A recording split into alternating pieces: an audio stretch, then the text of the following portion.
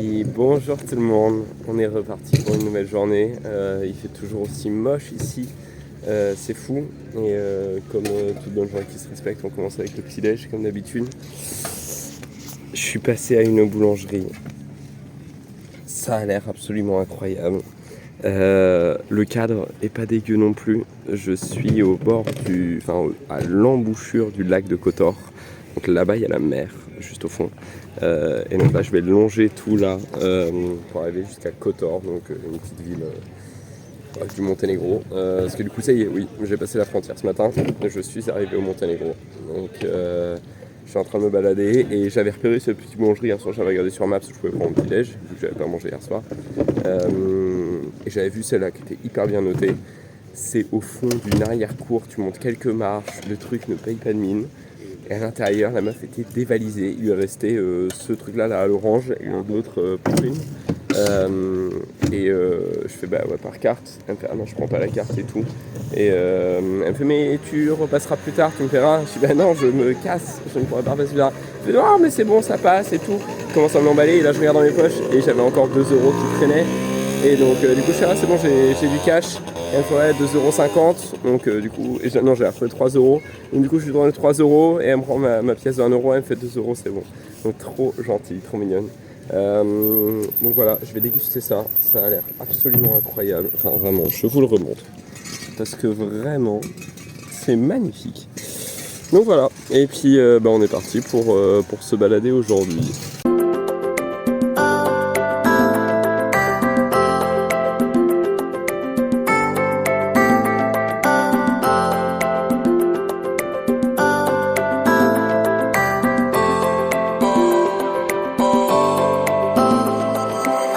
Prendre des photos quand on voyage seul, c'est toujours une aventure. Quand le panneau est en plein milieu de la pampa, c'en est encore une autre.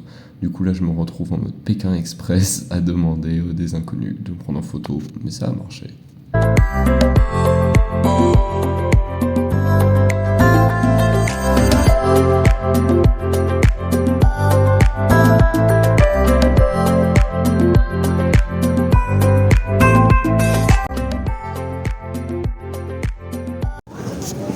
Et visite dans la ville de Kotor, donc du coup au bord du lac. J'ai pris mon petit déj ce matin, du coup c'est le fond du lac. Il y a des petits chats, mais en vrai une ville, un petit village tout mignon. C'est très rustique, médiéval, je sais pas comment on peut appeler ça médiéval. C'est sympa en tout cas. Il y a les montagnes juste là, le grand lac qui est juste là, et la mer. Donc c'est pas mal. Et en vrai ça régale de se balader un petit peu. Oh là là là là. Tout est beau. Mais ouais, je suis toujours en tenue de touriste idéal. Il commence à faire bien chaud. Là je vais sur la capitale aujourd'hui, il fait 34 degrés dans la capitale. Donc là on est sur une journée où on cuit bien comme il faut. J'ai pas mal de regards de compassion des gens qui me croisent. Parce que tout le monde a chaud et après tu me vois débarquer comme ça. C'est un régal. Mais voilà, petite update, j'ai trouvé 2 Allemands qui ont fait des photos de moi. Et des bonnes photos pour une fois. Donc c'est bon, on s'améliore.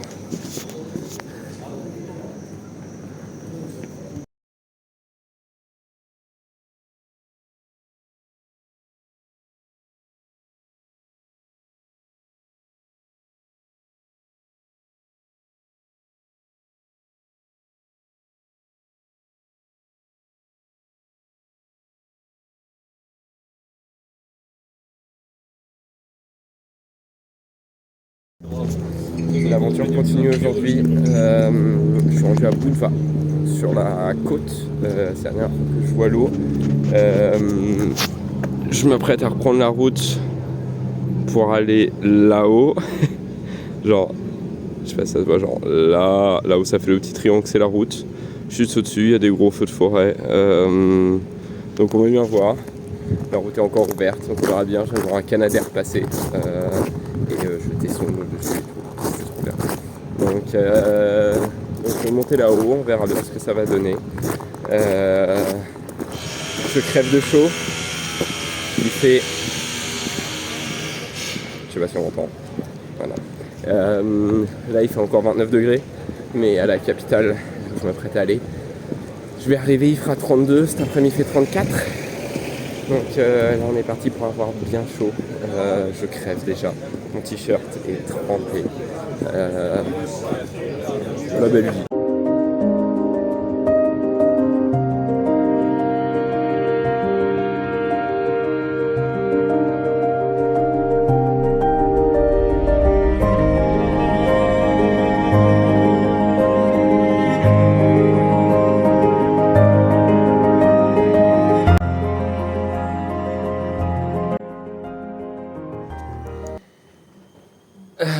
Je crève. Il fait en effet 32 degrés. J'ai chaud sa mère. Je suis trempé. Je suis allé prendre une douche. Je viens d'arriver du coup dans l'auberge. Voilà mon lit pour ce soir. Alors du coup, je me décide pour le lit du bas. J'ai toujours mieux d'avoir le lit du haut, surtout que là j'ai le choix. Mais étant donné que je me trimballe avec 17 mètres cubes d'affaires, avec le lit du bas, je peux stocker les affaires sous le lit. Ce qui est quand même beaucoup plus pratique. Donc voilà, petite auberge tout tranquilloute. Bon, on lui demande pas grand chose. 15 balles la nuit. Voilà, il y a un frigo, il y a une cuisine. Apparemment, il y a un petit balcon. Oui, bon, il y a un petit balcon. Mais il y a balcon quand même. La moto est garée juste là en dessous. Et donc après, il y a la salle de bain, les toilettes. Et la salle de bain, donc il y aura une douche. Ouais, il y a une douche. Donc voilà. Ça se voit à peine que je suis trempé. C'est l'enfer. Mais bon, donc le jeu habituel. Je me pose, je mets mon téléphone à charger, il m'a encore fait une surchauffe au moment où je suis arrivé, parce que du coup j'avais verrouillé sur tout le trajet, parce que j'en avais pas besoin, il n'y a qu'une seule route qui mène à ici. Et arrivé dans Podgorica, je retape dessus, et là la musique se coupe. Et là je me dis oh non. Et là je vois juste le message d'alerte, téléphone en surchauffe, veuillez d'attendre que l'appareil refroidisse. Donc du coup je vais attendre. Je savais pas où aller, parce que je n'avais pas mémorisé le trajet en ville jusque là. Donc voilà. Et ah si, il faut que j'étende mes affaires. J'ai eu un petit souci, ma gourde n'était apparemment pas bien fermée. Du coup de mes 2 sacs, là du coup c'est toutes mes affaires vraiment principales où il y a le PC, il y a tout ce qu'il faut. Et dans ce sac là j'ai mon linge sale, les claquettes, casquette et mes bouteilles d'eau. Et du coup ma gourde s'est ouverte, alors quand je me suis arrêté ça pissait de l'eau jusque là. Donc du coup toutes les affaires dedans doivent être trempées. Donc on va transformer ça en petit campement, étendoir, tant bien que mal où je peux, pour essayer de faire sécher un peu ça. Bon après c'est des affaires sales, mais voilà. Et puis surtout prendre une douche et après visiter la ville sous 34 degrés. Alors, si jamais un jour vous voulez faire une capitale calme, reposante, faites Podgorica. Il n'y a rien à foutre ici, c'est impressionnant. Ça fait une bonne heure que je me balade en ville. Je suis allé à un magasin de souvenirs qui était à 20 minutes à pied d'ici. Et je suis à peu près dans le centre, dans un centre commercial. C'est tout ce qu'il y avait. C'est le seul magasin de souvenirs de la ville. Et sinon, à part ça, même quand tu regardes sur TripAdvisor les choses à voir, il y a un parc, celui dans lequel je me trouve actuellement, alors qui est très mignon, hein. C'est un parc, quoi. Il y a un pont sur lequel je suis passé tout à l'heure, et que là je vais revoir en traversant le petit pont qui est devant moi.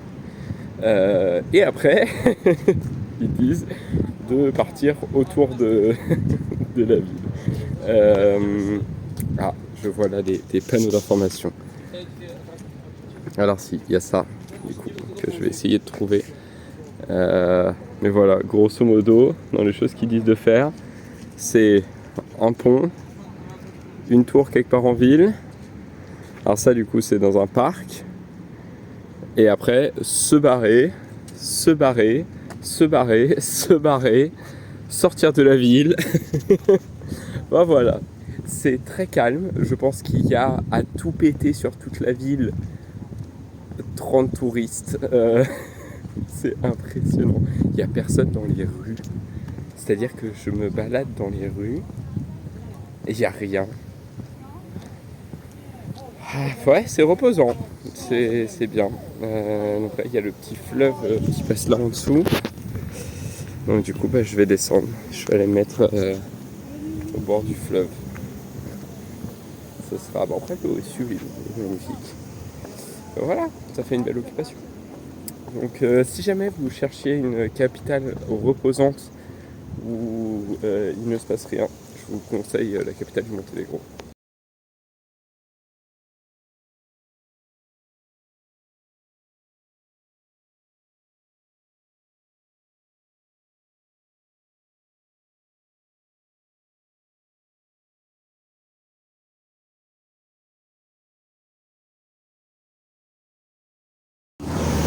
Et alors, un vrai phénomène sur la route ici. Je viens d'en revoir un. Bon alors, le code de la route, de toute façon, je suis en Croatie. Je déconseille d'utilisation, on va pas se mentir. En moto, d'autant plus. On a nos propres voies de circulation et on se régale avec ça. Mais surtout les automobilistes. Alors, le téléphone au volant, je pense que c'est un sport national. Il n'y en a pas un qui a le plus dans ce pays, même dans les dernières Merco, parce qu'ils ont tous le téléphone à l'oreille. Mais surtout, ils ont un truc avec leur plaque d'immatriculation. Je sais pas ce qui branle, mais il y a une flopée de bagnoles qui se baladent sans plaque d'immatriculation. Alors parfois c'est que à l'avant, parfois c'est que à l'arrière. Mais franchement, ça a l'air d'être un sport dans le coin. Se balader sans immatriculation. C'est... Ah bah tiens, voilà. Il n'a pas fallu longtemps avant de trouver un bon exemple. Voilà. Et le ref se balade. Ah oui, carrément, lui, sans ni devant ni derrière, comme ça. On s'emmerde pas de jaloux. Mais c'est incroyable. Bon ça y est, la journée se termine tout tranquillou. Alors, je me suis baladé encore une heure de plus dans la ville. Là, il n'y a rien. Donc du coup, là, je me suis posé... Alors tout à l'heure, je passais sur un pont là-bas quand je vous ai montré la vue. Donc du coup, je me posais au bord de la rivière. Je viens d'aller me prendre des petits trucs à boire. Histoire de profiter du coucher de soleil. Alors le soleil est actuellement caché par ce bâtiment. Mais juste après, il va ressortir. Comme ça, je pourrais profiter un peu du coucher de soleil. L'eau est sublime. Elle est transparente. C'est incroyable. Donc voilà. Et si, mes revenus tout à l'heure, j'ai failli avoir ma première interaction avec la police. J'étais en train de remonter dans le Monténégro et à un moment, une petite intersection qui est à 50, le reste de la route est à 90. Donc du coup, je ralentis mais sans plus. Et à un moment, je vois un flic, des jumelles à la main, qui m'a, mais du coup, pleine balle dans le viseur. Je baisse les yeux, je suis à 75. Donc je ralentis. Mais je suis passé genre à 60 et là, il commence à se décaler au milieu de la route. Là, je me dis, bon, ça y est, je suis baisé. Et là, il arrête la bagnole qui arrivait derrière moi, qui arrivait tout aussi vite. Et heureusement, il a dû se dire, bon, c'est un motard, c'est un touriste, on laisse passer. Alors que le mec derrière moi, il s'est fait gauler. Donc du coup, je me suis dit, waouh, là, c'est pas passé loin, c'est beau. Il faudrait que j'arrive à trouver un moyen de parler avec vous pendant que je suis en moto. J'ai fait des tests en enregistrant le son de mon téléphone ou quoi que ce soit, mais c'est juste ignoble. On n'entend rien. Alors quand je suis au téléphone, ça marche très bien. Donc faut que j'arrive à voir pour trouver ça. Mais bon, du coup d'ici là vous aurez des petits récaps comme ça. Donc voilà, ça va être une fin de journée tranquillou. Je pense qu'il va plus rien se passer aujourd'hui. Je vais aller manger un bout tout à l'heure. J'ai essayé de regarder des restos de cuisine locale monténégriote, je suppose. Ça n'existe apparemment pas. Je vais continuer mes recherches. On va voir ce que je trouve. Puis voilà, profiter de la fin de journée. Il y a un mariage qui est en train de s'organiser là-haut. Alors c'est un espèce d'hôtel 4 étoiles. Et là, il y a la petite arche avec les fleurs. Mais il y a surtout la musique. Ça va l'air d'être un groupe en live que j'entends bien d'ici. Donc voilà, petit concert tranquillou. Et puis on profite du peu que cette ville a proposé. Et après demain, je pars pas loin, je vais juste à la frontière, dans une petite auberge que j'ai trouvée, 5 balles la nuit. Ça va être une belle aventure. Je vous dis à demain, je vous fais des bisous. Tchou!